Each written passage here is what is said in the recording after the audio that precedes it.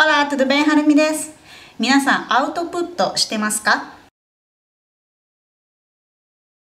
インプットがあってアウトプットがあります。語学を勉強する場合だと、まずインプットしますよね。新しい単語を覚えたり、リスニングしたり、とにかく吸収する。で、それをアウトプットする。アウトプットするっていうのは、会話だったり、口に出して発することで、特に発音を良くしたいんだったら、やっぱり口から自分で出して話さないといけない。それから会話の力を伸ばしたい。だったら会話をするしかない。それらが単純に私たちが最初に思い浮かぶアウトプットなんですけど、もう一つアウトプットは教える。人に教えるっていうこと。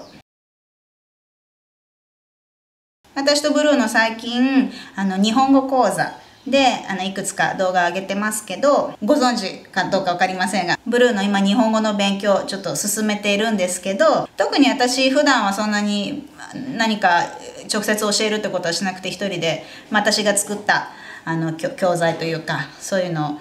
を渡して自分で勉強してるんですけど、この動画でじゃあ日本語講座をしますっていう時に、もちろん私が教える方が効率はいいんですけど、でも私たちが行ってるのはブルーノに日本語を教えてもらう。ブルーノ今自分が日本語を習ってる状態なんだけど、でもその状態でも無理やり言ったら無理やりです。ブルーノに教えてもらう。それにはもちろんブラジル人向けに作ってる動画っていうこともあって、ポルトガル語はもちろん私よりブルーノの方が流暢なわけで理解もしやすいし、そういうのが第一にはあるんですけど、でもそれ以上に私の目的としては、吸収したものは自分で消化する。で、それを次にアウトプットする。で、その次に人に教える、伝えるっていう過程、プロセスを取ることによって、さらに自分への理解力が高まる。なので、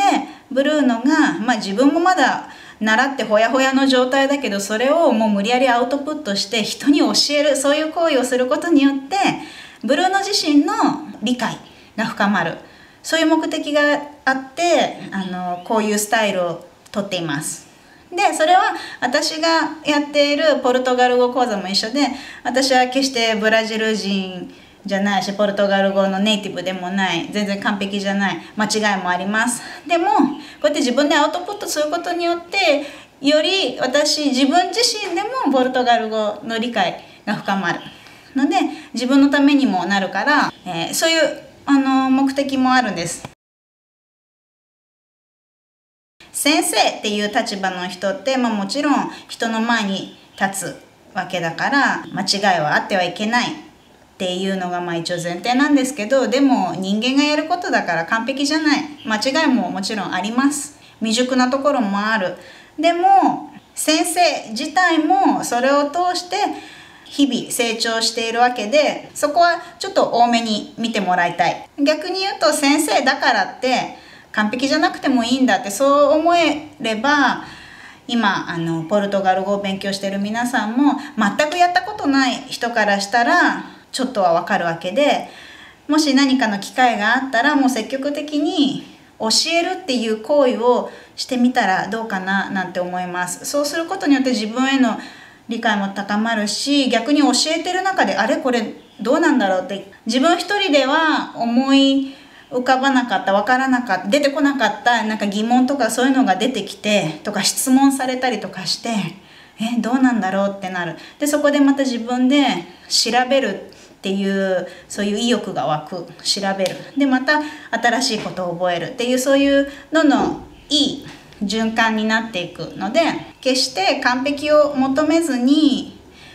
とは言っても私も割と完璧主義なところがあるんだけど、でも